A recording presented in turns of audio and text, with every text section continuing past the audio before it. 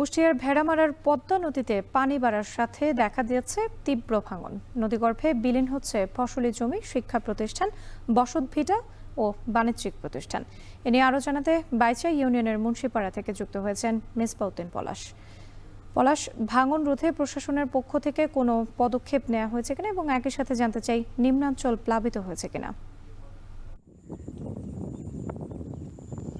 আমি এই মুহূর্তে রয়েছি কুষ্টিয়ার ভেড়ামারা উপজেলার যে বাহিরচর ইউনিয়নের মুন্সিপাড়া এলাকায়। পদ্মা নদীতে পানি বাড়ার সাথে সাথেই কিন্তু তীব্র ভাঙন দেখা দিয়েছে।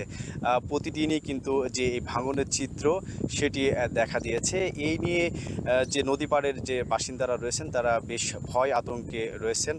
তারা বলছেন যে তাদের যে ফসলি জমি ছিল সেই জমিগুলো তারা প্রতিদিনই নদীগর্ভে বিলীন হচ্ছে এবং যে ভিটা মাটি যেটুকু এক কথা বসত বাড়ি যেটি আছে সেটি নদীগর্ভে যে বিলীন হওয়ার সেটিও কিন্তু বেশ শঙ্কায় তারা রয়েছেন। এই নিয়ে আমি কথা বলেছি কুষ্টিয়ার পানি উন্নয়ন বোর্ডের নির্বাহী প্রকৌশলী রাশেদুর রহমানের সাথে। তিনি বলছেন যে ঊর্ধ্বতন কর্মকর্তাদের সাথে তারা কথা বলেছেন এবং অতি দ্রুত জিও ব্যাগ ফেলে এই নদী রক্ষার যে কাজটি সেটি তারা করবেন বলে জানিয়েছেন। তবে এই ভাঙনের যে ভাঙন শুরু হওয়ার পর থেকে কিন্তু এখন পর্যন্ত এই এলাকায় পানি উন্নয়ন বোর্ডের কোনো কর্মকর্তা বা এখন পর্যন্ত তারা কেউ এখানে আসেনি, তারা এমনটা দাবি করেছে। এবং নদীর যে ভাঙন রোধ যে রক্ষায় কিন্তু যে এই নদী পাড়ের যারা বাসিন্দা রয়েছেন গতকালকেও তারা মানববন্ধন করেছেন, এরকম একটি বিষয়। এবং এছাড়া একটু আসলে বলে রাখি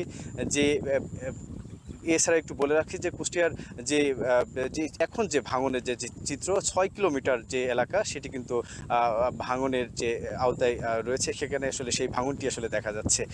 এছাড়া একটু বলে রাখি যে পানি উন্নয়ন বোর্ডের যে তালবাড়িয়া প্রকল্পের যে সেখানে যে কাজ, সেখানে 1472 কোটি টাকা ব্যয়ে কিন্তু যে স্থায়ী বাঁধ যে নির্মাণ সেটি আসলে চলমান রয়েছে। এবং পানি উন্নয়ন বোর্ডের যারা কর্মকর্তা তারা বলছেন যে সেটি চলমান রয়েছে, সেখানে সেই কাজ চলছে এবং যে 6 কিলোমিটার সেটি তারা অতি দ্রুতই তারা এই কাজটি করবেন বলে তারা জানিয়েছেন। আর একটু বলে রাখি যে আমি একটু আগেও এখানে ঘুরেছি, সকাল থেকে এখানে দেখেছি যে নদী পাড়ে যারা বাসিন্দারা রয়েছেন তারা কিন্তু নদী পাড়ে আসছেন, তারা নদী পাড়ে তারা দেখছেন এবং যে ভাঙনের যে চিত্র এবং অনেকটাই তারা কিন্তু বেশ দুর্বিষহ যে দিন সেটি তারা কাটাচ্ছেন। এছাড়াও যে ভাঙনের হুমকির মুখে রয়েছে কিন্তু বিভিন্ন শিক্ষা প্রতিষ্ঠান, বাণিজ্যিক যে ব্যবসা প্রতিষ্ঠান সহ যে স্কুল কলেজ, এরকম বেশ কিছু যে স্থাপনা সেটি কিন্তু হুমকির মুখে রয়েছে। রাত্রি এই ছিল আমার কাছে কুষ্টিয়া থেকে।